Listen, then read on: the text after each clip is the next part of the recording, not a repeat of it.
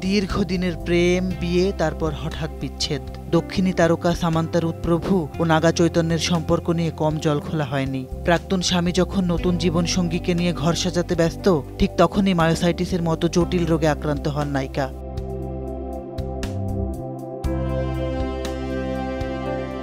সামান্থার ব্যক্তি জীবনে টানাপোড়েন, বিচ্ছেদ, অসুস্থতা সবই ছিল ওপেন বুক। এজন্য সামাজিক মাধ্যমে প্রায় ট্রলের শিকার হতে হয়েছে তাকে।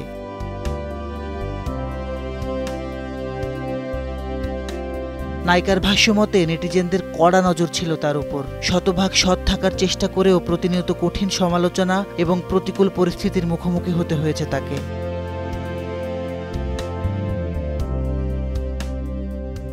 জীবনের সেই কঠিন অভিজ্ঞতা থেকে নিজেকে আরও পরিণত করেছেন সামান্থা। স্পষ্ট জানিয়েছেন, আমি নিখুঁত নই, ভুল করি, হোঁচট খাই, চেষ্টা করছি আরও ভালো মানুষ হতে। আমার গল্প শুনে যদি কেউ সাহস পায়, তবে সেটাই আমার সাফল্য।